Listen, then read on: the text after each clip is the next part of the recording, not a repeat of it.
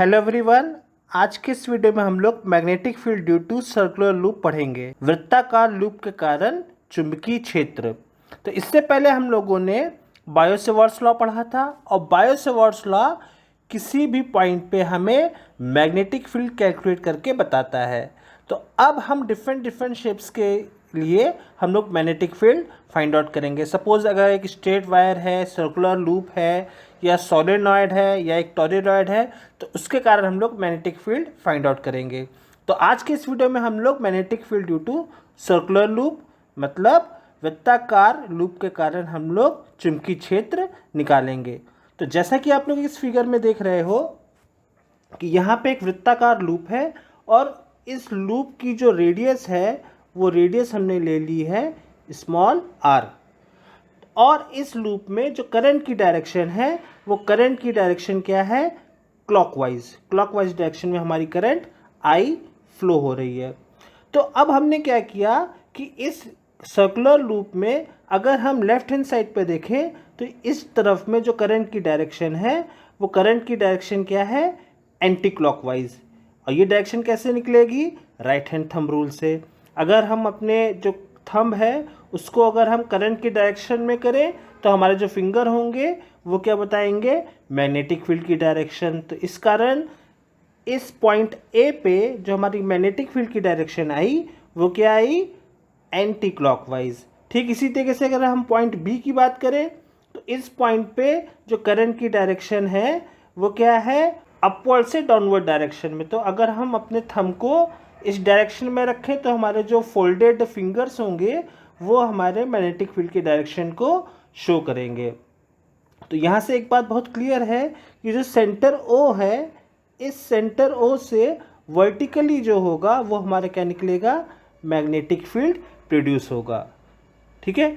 तो अब हमने कंसीडर किया कि ये जो मेरा सर्कुलर लूप है, इस सर्कुलर लूप का एक स्मॉल एलिमेंट हमने क्या लिया, DL इस एक स्मॉल एलिमेंट लिया जिस पे हमें क्या करना है, इसके कारण सेंटर O पे हमें मैग्नेटिक फील्ड की वैल्यू फाइंड आउट करनी है।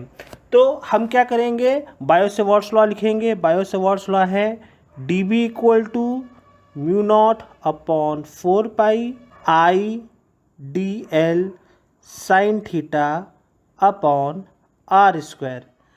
यहाँ इस फिगर में अगर हम ध्यान से देखें कि ये जो मेरा DL एलिमेंट है ये बहुत ही स्मॉल एलिमेंट है और ये जो रेडियस R है ये इससे 90 डिग्री का एंगल बना रहा है। तो यहाँ पे थीटा की वैल्यू हो जाएगी 90 डिग्री। ठीक है। तो यहाँ पे dB equal to mu naught upon 4 pi I DL sine 90 upon R square हो जाएगा।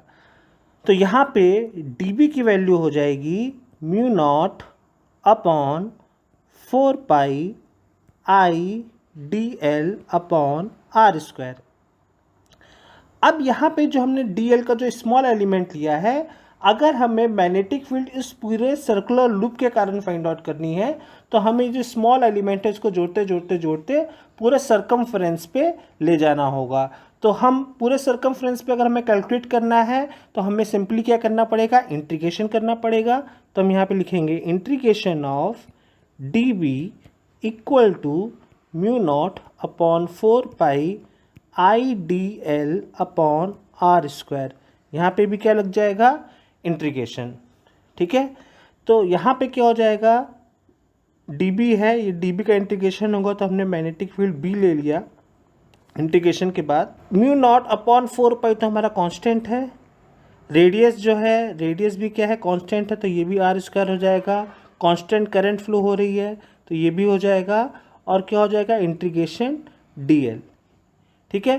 तो अब ये जो मेरा सर्कुलर लूप है, ये जो यहाँ पे एक चीज़ ध्यान रखिएगा, जो इंटीग्रेशन है वो क्या है, क्लोज लूप में हमेशा लग रहा है तो क्लोज पाथ लगेगा। तो यहाँ पे जो DL का एलिमेंट आया है, DL क्या होगा, पूरे सर्कल का सर्कमफ्रेंस। तो यहाँ पे जो DL, यहाँ पे B की वैल्यू आ जाएगी आपकी B equal to mu naught upon 4 pi I upon R square. DL की जगह हो जाएगा 2 पाई R, बिकॉज हमें पूरे सर्कुलर लूप के कारण फाइंड आउट करना है। तो सर्कुलर लूप का जो पैरामीटर होगा वो होगा 2πr, तो इंटीग्रेशन ऑफ dl की जगह हो जाएगा 2πr।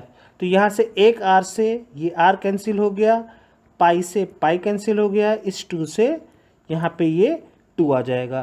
तो यहाँ पे ये इक्वल हो जाएगा b equal to mu naught by 2i upon r। So this is the required formula in this case कि किसी सर्कुलर लूप के कारण जो चुंबकीय क्षेत्र होता है, मैग्नेटिक फील्ड होती है, उसकी वैल्यू आएगी b equal to mu naught I upon 2r। If you like this video, please click subscribe to watch more such videos. Thanks for watching.